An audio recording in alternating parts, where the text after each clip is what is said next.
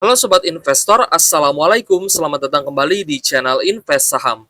Oke guys, jadi pada video kali ini kita akan menganalisa saham Astra International dengan kode saham ASII yang di hari Jumat lalu ternyata mengalami penurunan kembali.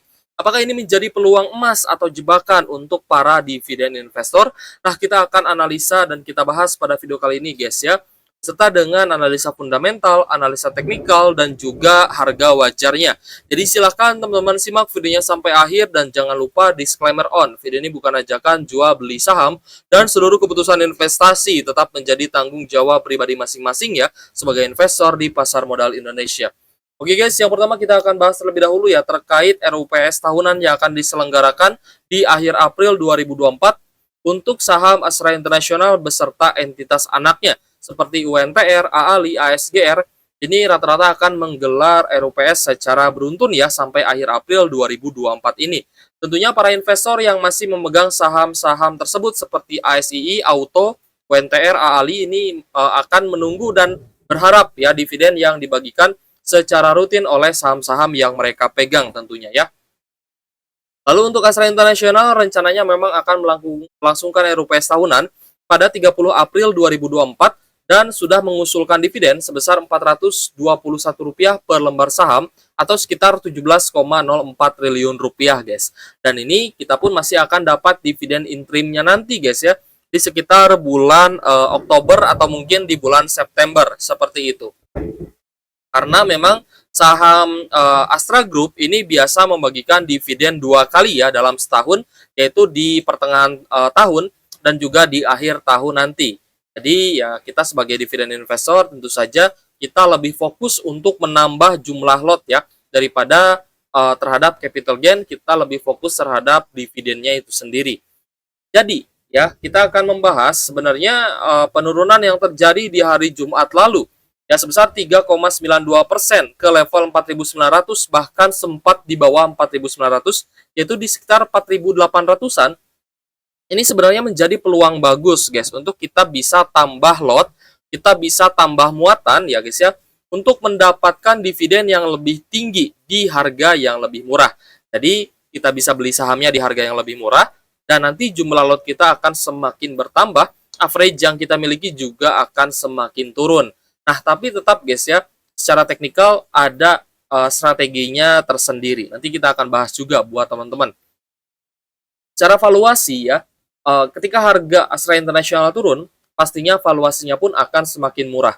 Di ratio di angka 5,86 kali, sedangkan PBV-nya di angka 1 kali. Kalau misal teman-teman perhatikan ya, PBV-nya ini mulai mendekati PBV di saat COVID-19, yaitu tepatnya di bulan Maret 2020, PBV-nya di angka 0,90 kali.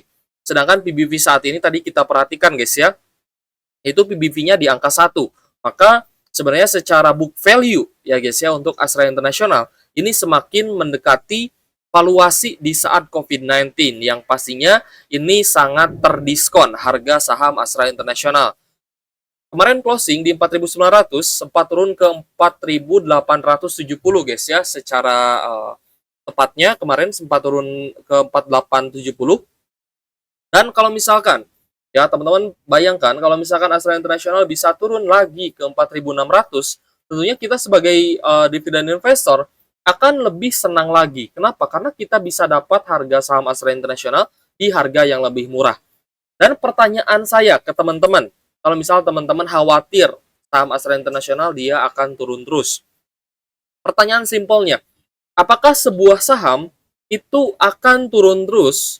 Ya, apakah sebuah saham bagus itu tidak akan naik lagi? Nah, itu pertanyaan simpel aja sebenarnya. Dan pastinya teman-teman bisa menjawab sendiri ya guys ya, bahwa ketika ada turun pasti akan ada kenaikan. Jika ada downtrend pasti akan ada uptrend. Tugas kita sebagai dividen investor adalah membeli saham yang tepat, guys ya, membeli saham yang bagus yang bisa memberikan return investasi yang cukup besar gitu. Nah, jadi untuk Astra International memang saya melihat guys ya untuk dividen yield-nya ini menarik ya karena dividen yield-nya itu bisa lebih tinggi dibandingkan dividen yield perbankan. Ibaratnya gini, kalau misalkan sebuah saham yang kita investasikan dividen yield-nya di bawah dividen yield perbankan, Ya, buat apa kita investasi di saham tersebut kalau misalkan tidak untuk cari capital gain? Kalau misalkan kita fokus terhadap dividen, maka yang kita pantau terlebih dahulu adalah sebagai core stock itu harus bisa mendapatkan dividen lebih tinggi dibandingkan dividen dari saham-saham perbankan besar. Karena pada kenyataannya saham perbankan besar pun ketika ada faktor eksternal ya seperti perang ya kemarin berlangsung di Iran dan Israel, lalu ada perang Rusia Ukraina juga, itu menjadi faktor yang menyebabkan penurunan di IHSG. Ya selain adanya inflasi, selain adanya depresiasi rupiah, gitu guys ya, dan dolarnya yang menguat, dan juga ketika inflasi tinggi, The Fed tidak akan menurunkan suku bunga dan ini masih di masa suku bunga tinggi. Nah itu pun sebenarnya faktor eksternal dari makroekonomi yang menyebabkan kenapa sebuah saham bagus ini bisa terus turun, gitu guys ya. Jadi pandangan kita itu sebenarnya harus diluruskan terlebih dahulu. Oke guys, jadi untuk Astra International, ya ini di sektor otomotif ya menyumbang 44,3% terhadap pendapatan ASII. Nah, untuk otomotif ini sebenarnya bukan hanya penjualan mobil saja, tapi ada penjualan motor dan juga penjualan spare part untuk kendaraan roda 2 dan juga roda 4. Bahkan spare part untuk kendaraan berat ya seperti truk dan bus pun ada. Dan itu juga direpresentasikan ya oleh saham auto yaitu Astra Auto Parts guys. Sedangkan untuk alat berat, pertambangan, konstruksi dan energi ini menyumbang sekitar 35% ya terhadap Astra International yang direpresentasikan oleh UNTR. Lalu ada infrastruktur dan juga logistik 3,1%, teknologi informasi 1,7%, jasa keuangan 8%, agribisnis 7,9% dan juga properti 0,1%. Jadi di sini kita pun melihat ya untuk sektor agribisnis ditangani oleh Astra Agrolestari. Dan untuk jasa keuangan dari Astra International juga kita lihat memang cukup bagus ya, pendapatannya hingga 8% ya, menyumbang untuk Astra International seperti itu. Nah, jadi untuk Astra International sendiri ya guys, ini memang pengendalinya adalah Jardine Cycle and Carriage Limited. Lalu untuk porsi kepemilikan masyarakat 45% ya, termasuk di sini adalah 31,96% adalah investor asing, sedangkan 12%-nya itu adalah investor retail atau investor lokal. Nah, untuk investor lokal sendiri, kita melihat ya dana terbesar dari investor lokal adalah dari dana asuransi. Lalu ada dana investor individual yang nilainya semakin meningkat. Lalu untuk dana asing, kita melihat yang paling besar adalah dana dari reksadana atau manajer investasi. Sedangkan yang kedua itu adalah dari dana pensiun dan juga asuransi. Nah, teman-teman bisa perhatikan, ketika harga sahamnya turun, maka nilai dari investor dari reksadana ya guys, investor asing, ini nilainya semakin meningkat. Yang berarti mereka pun melihat ini adalah sebagai peluang. Kalau misalnya teman-teman mencari informasi terkait dengan pengendali Astra International itu Jardine Cycle dan Carriage, ini sebenarnya anak usaha dari Jardine Matheson guys ya. Jadi Jardine Matheson Holdings Limited ini adalah perusahaan konglomerat multinasional asal Britania Raya yang didaftarkan sebagai sebuah badan hukum di Bermuda dan berkantor pusat di Hong Kong. Nah, Jardine Matheson ini memiliki anak usaha ya, yaitu Jardine Cycle and Carriage ini sebagai induk usaha dari Astra International, dan Jardine Cycle pun mempunyai anak usaha yaitu Astra International. Astra International mempunyai anak usaha lagi, nah, semakin ke bawah ya seperti. Jadi untuk pengendali dari Astra International ini bukan perusahaan kaleng-kaleng guys ya, dan juga wajar sebuah perusahaan Eropa, sebuah perusahaan Amerika memilih kantor pusatnya di negara lain seperti Hong Kong, Singapura, Dubai dan lain-lain, itu sebenarnya sudah sangat lumrah gitu guys. Jadi kita mulai masuk ke teknikal. Untuk teknikalnya ya guys ya, mungkin teman-teman agak sedikit ada yang panik ya, ada yang happy gitu ya. Wah, saham Astra International turun nih. Kalau yang panik biasanya ada kata gimana nih ya, apakah hold atau cut loss. Nah, itu biasanya investor yang panik. Tapi kalau misalkan investor yang sudah paham dan mereka punya strategi, biasanya mereka akan senang gitu. Biasanya dengan penurunan harga saham yang terjadi terhadap saham yang mereka investasikan atau saham yang akan mereka beli.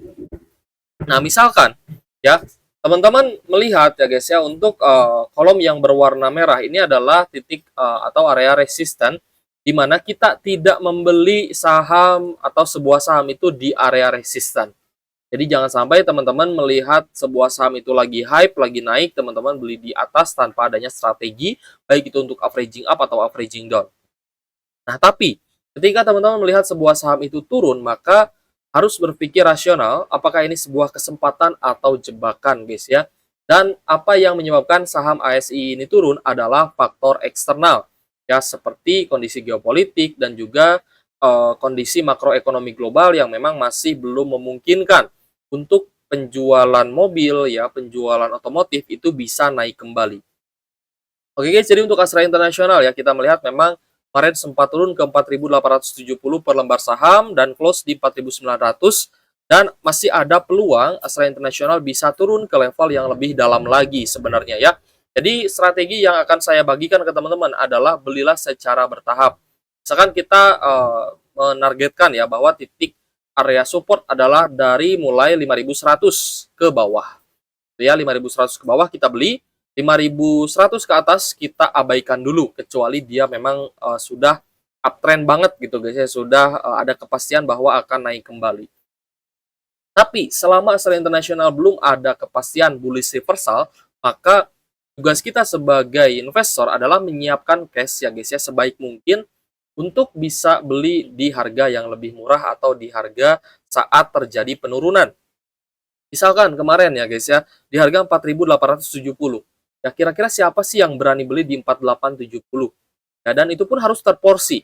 Jangan sampai teman-teman all in di satu poin, jangan sampai teman-teman all in di satu harga, tapi ketika nanti harganya masih terdiskon, misalkan ke 4.800, teman-teman sudah tidak punya cash lagi.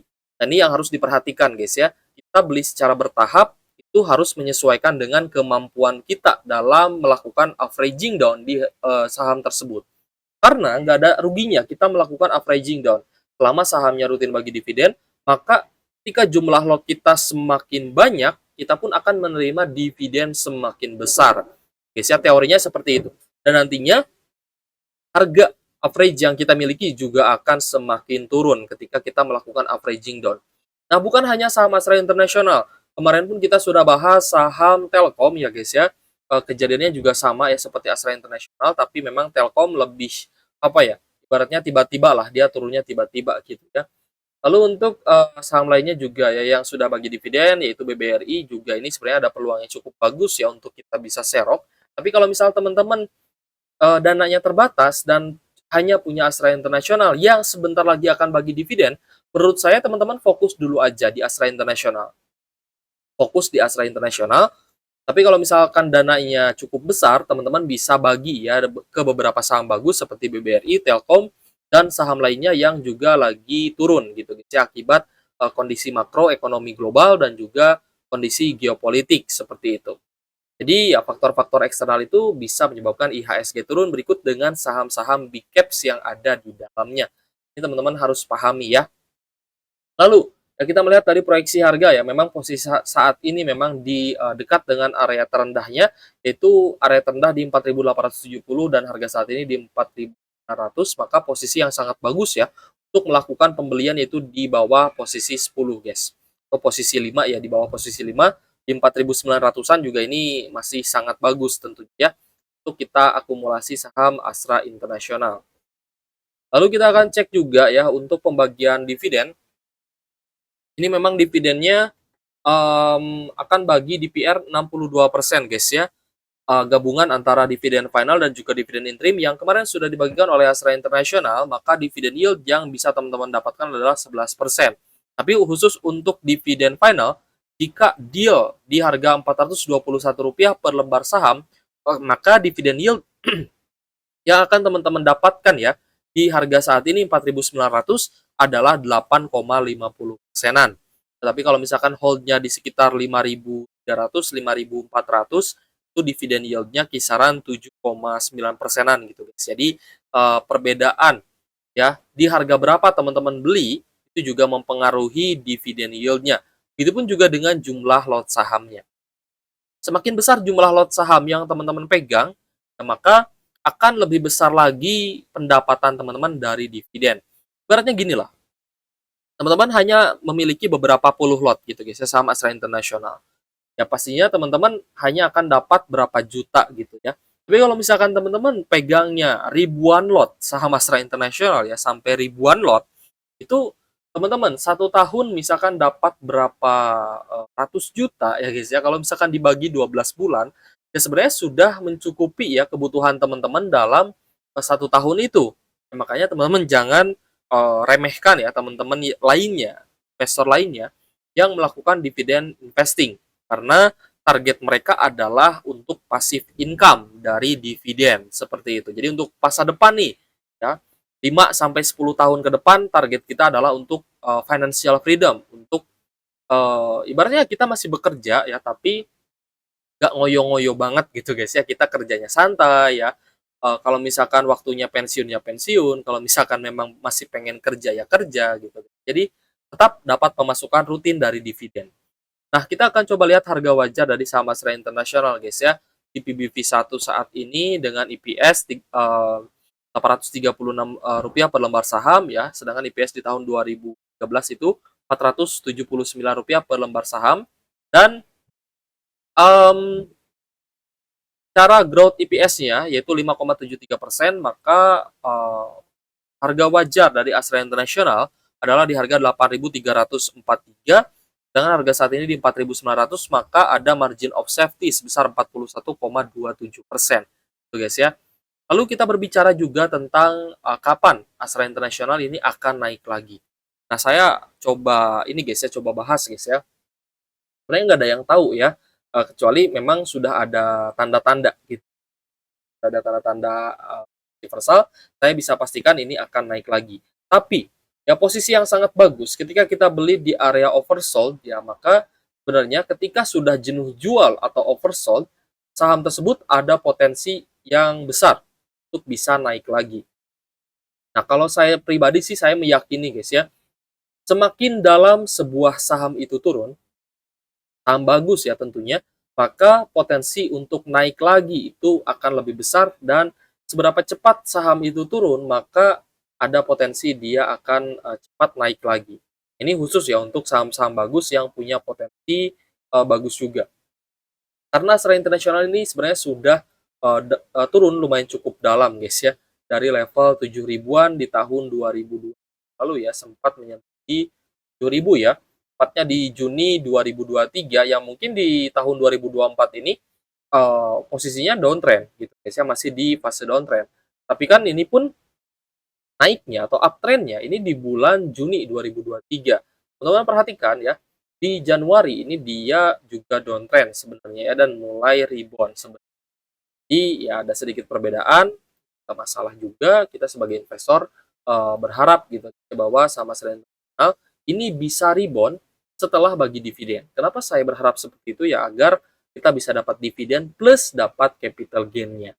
Oke guys, jika ada pertanyaan boleh tulis kolom komentar guys ya. Kita sudah bahas saham Astra International, baik dari sisi fundamental, teknikal, valuasi, dan juga harga wajar.